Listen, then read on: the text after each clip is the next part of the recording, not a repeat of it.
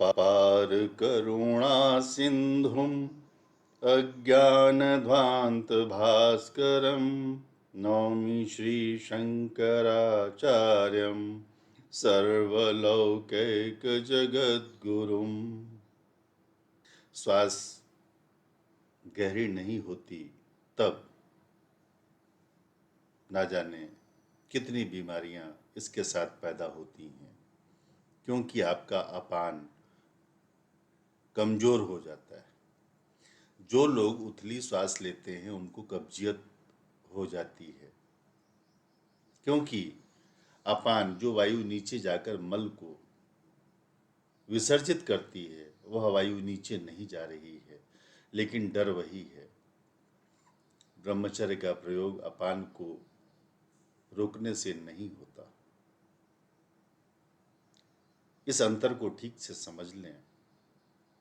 हम सारे लोगों ने ब्रह्मचर्य के नाम पर अपने अपान को रोक लिया है। उसकी वजह से हम सिर्फ रुग्ण और बीमार हो गए हैं। हमारे व्यक्तित्व की जो गरिमा और जो स्वास्थ्य हो सकता था वह नष्ट हो गया है, और शरीर न मालूम कितने जहर से भर गया है, क्योंकि जो अपान सारे विष को, सारे जहर को शरीर के बाहर फेंकती है वह नहीं फेंक पा रही है। सभी डरे हुए हैं।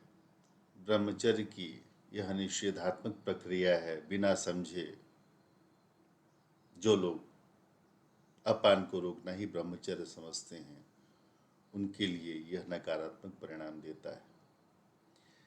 सभी पशुओं का अपान बहुत प्रबल होता है, उनका प्राण बहुत निर्बल होता है। सिर्फ योगियों के प्राण ही सबल होते हैं। अपान स्वस्थ होता है और प्राण इतना सबल होता है कि स्वस्थ अपान भी उस पर कब्जा नहीं कर पाता। कब्जा प्राण का ही होता है। साधारण मनुष्य का प्राण तो कमजोर होता ही है, वह अपान भी अपना कमजोर कर लेता है डर और भय के कारण। भयभीत व्यक्ति गहरी सांस नहीं ले पाता। सिर्फ निर्भय व्यक्ति ही गहरी सांस ले सकता है। किसी भी कारण से डरा हुआ व्यक्ति गहरी सांस नहीं लेता।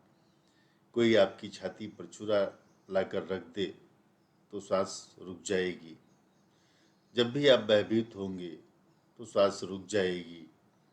जब भी आप घबरा जाते हैं, किसी से मिलने गए हैं, किसी बड़े अफसर से और घबरा गए हैं, तो सांस उथली हो जाती है, ऊपर ऊपर चलने लगती है। फिर आप बाहर आकर ही ठीक से श्वास ले पाते हैं। हम इतना डरा दिए गए हैं कि एक दूसरे को कि हमारा सब स्वास्थ्य का पूरा यंत्र जाल अस्वस्थ हो गया है। दोनों के बीच में छिपा है परमात्मा। दोनों का मालिक वही है। अपान से डरने की कोई भी आवश्यकता नहीं, क्योंकि शरीर का सारा स्वास्थ्य उस पर ही निर्भर है। निष्कासन तो उसका काम है। अगर निष्कासन ठीक न हो तो शरीर में टॉक्सिन्स, जहर, विष एकत्र हो जाएंगे, और वे एकत्र हो भी गए हैं। प्रत्येक मनुष्य के रक्त में, खून में जहर चल रहा है। व्यायाम कोई आदमी करे, दौड़े, चले, तैरे, तो अपान सबल हो जाता है। इसीलिए शरीर में एक ताजगी और स्वास्थ्य आ जाता है। लेकिन कोई गहरी सांस ले। प्राणायाम सिर्फ गहरी श्वास नहीं है। प्राणायाम बोधपूर्वक, चेतनापूर्वक गहरी श्वास है। इस अंतर को समझें। बहुत से लोग प्राणायाम भी करते हैं तो बोधपूर्वक नहीं, सिर्फ गहरी सांस लेते हैं। अगर गहरी सांस ही आप लेंगे तो अपान स्वस्थ हो जाएगा, बुरा नहीं है, अच्छा है। लेकिन ऊर्ध्व गति नहीं होगी। ऊर्ध्व गति तो तब होगी जब श्वास की गहराई के साथ आपकी अवेयरनेस, आपकी जागरूकता भी जुड़ जाए। अतः प्राणायाम करके अपने प्राणों को सबल करें, रोगों से मुक्त हों,